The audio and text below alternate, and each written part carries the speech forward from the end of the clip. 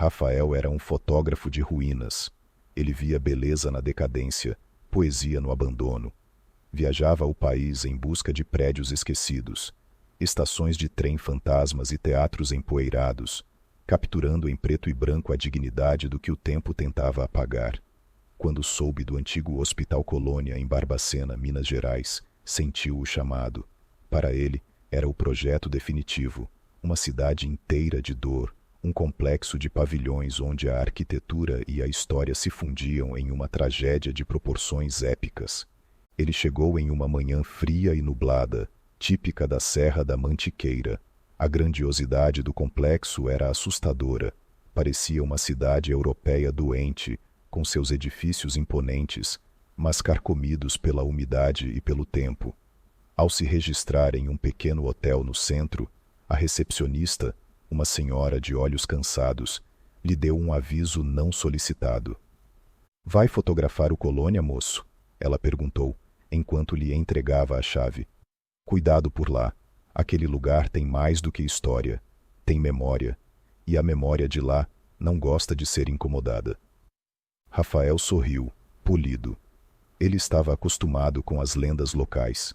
Para ele, eram apenas parte do folclore que valorizava seu trabalho. Uma camada extra de verniz para a narrativa. Ele não acreditava em fantasmas. Acreditava na dor humana, e era isso que pretendia fotografar. Ao entrar nos portões do que hoje é o Museu da Loucura, o primeiro impacto não foi sobrenatural, mas visceral. As fotografias em preto e branco que revestiam as paredes dos primeiros pavilhões eram um soco no estômago. Rostos esqueléticos, olhos vazios, corpos nus e sujos amontoados no pátio, sob o sol ou a chuva. Eram as imagens do Holocausto Brasileiro, o livro da jornalista Daniela Arbex, que revelou ao país o genocídio que acontecera ali. Mais de 60.000 pessoas mortas por fome, frio, doenças e tortura. Muitos nem eram loucos. Eram epiléticos, alcoólatras, homossexuais, mães solteiras, opositores políticos, pessoas tímidas. Todos os indesejados, os que não se encaixavam no molde social, eram enviados para morrer no trem de doido que parava nos portões do Colônia. Rafael começou seu trabalho com um distanciamento profissional. Focou-se nas texturas, a tinta descascada das paredes, a ferrugem nas grades das janelas minúsculas, o chão de cimento frio e manchado. Mas o lugar não permitia distanciamento. Havia um peso no ar, uma tristeza tão densa que parecia se condensar em gotículas nas paredes úmidas. Ele entrou em um dos pavilhões vazios, um dos que não faziam parte da exposição oficial do museu. O cheiro era de mofo e de algo mais, algo azedo e antigo, que ele não conseguia identificar. Desespero. O cheiro de desespero. As janelas altas, quase no teto, mal permitiam a entrada de luz. Naquele salão imenso, centenas de pessoas dormiam no chão, sobre palha, no frio congelante de Barbacena. Foi ali que ele sentiu pela primeira vez uma queda abrupta de temperatura, um arrepio que não veio do clima, mas de dentro para fora, como se uma mão de gelo tivesse tocado sua espinha. Ele olhou em volta. Nada.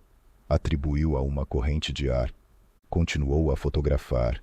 Enquadrou um corredor longo e escuro, a luz da janela no final criando um contraste perfeito.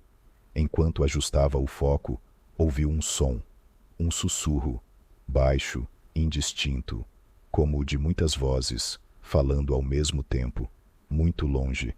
Ele parou, tirou o ouvido da câmera. Silêncio. Voltou a olhar pela lente. O sussurro recomeçou, parecendo vir do final do corredor. Frio, fome, frio. As palavras eram quase inaudíveis, mas ele as entendeu. O coração começou a bater mais forte.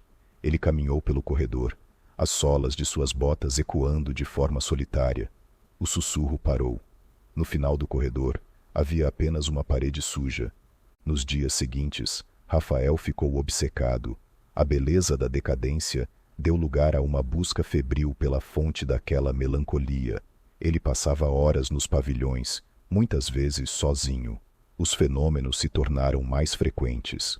O som de pés se arrastando em um andar superior vazio, o lamento distante de uma mulher que se confundia com o uivo do vento, vultos que passavam rapidamente no canto de seu olho, sombras que se moviam onde não deveria haver ninguém. Ele visitou o antigo cemitério, nos fundos do complexo. Um campo vasto, coberto por um gramado mal cuidado. Milhares de cruzes de metal enferrujado, a maioria sem nome. Lápides que diziam apenas indigente. Um genocídio anônimo. Ali a sensação de estar sendo observado era esmagadora.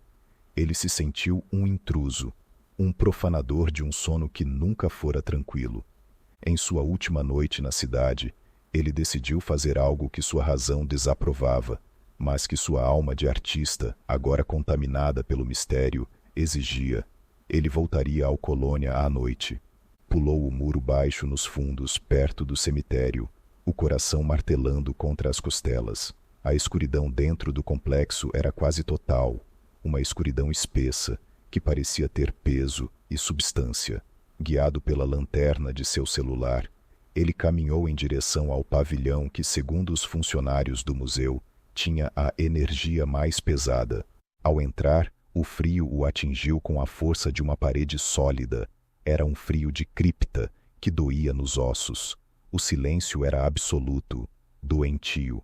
Ele ligou sua câmera e começou a gravar, mais por instinto do que por um plano. Ele estava no meio do grande salão quando as vozes começaram. Desta vez, não eram sussurros, eram gemidos. Lamentos claros, vindos de todos os cantos. Um coro de sofrimento que parecia emanar das próprias paredes. Rafael apontou a câmera para a escuridão, as mãos tremendo. Então ele os viu. No limite do facho de luz de sua lanterna, as sombras começaram a se aglutinar. Vultos escuros, com formas vagamente humanas, começaram a se materializar. Eram dezenas, alguns encolhidos nos cantos, outros vagando lentamente, arrastando os pés. Não tinham rostos, eram apenas silhuetas de pura miséria. Eles não pareciam notar Rafael. Estavam presos em seu próprio inferno particular, revivendo eternamente o frio, a fome, a loucura e a solidão. O medo de Rafael era tão grande que ele não conseguia gritar. Ele estava paralisado, testemunhando uma procissão de almas perdidas. Ele viu a silhueta de uma mulher tentando, em vão, aquecer com o próprio corpo a silhueta de uma criança. Viu um homem batendo a cabeça ritmicamente contra a parede, sem emitir som. Ele recuou lentamente, o suor frio escorrendo por sua testa. Quando chegou perto da porta, um dos vultos, uma figura alta e esquelética, parou devagar e se virou em sua direção. A silhueta não tinha rosto, mas Rafael sentiu um olhar sobre si, um olhar de uma tristeza tão profunda e antiga que o quebrou por dentro. A figura levantou um braço lento e apontou para ele, e, pela primeira vez, uma única voz se destacou do coro de lamentos, clara, próxima e diretamente em sua mente. Socorro! Foi o que quebrou o feitiço. Rafael se virou e correu. Correu sem olhar para trás, tropeçando na escuridão, o som dos lamentos se transformando em gritos em seus ouvidos. Ele não parou até pular o muro e estar de volta à segurança relativa da rua iluminada. Ele deixou Barbacena na manhã seguinte, sem se despedir, abandonando parte de seu equipamento para trás. O projeto sobre ruínas estava morto. Ele não via mais beleza na decadência, apenas a dor que a causava. De volta ao seu estúdio, na segurança de seu apartamento na cidade grande, ele tentou retomar a vida. Mas algo do Colônia veio com ele. Ele acordava no meio da noite, tremendo de um frio que o aquecedor não conseguia espantar.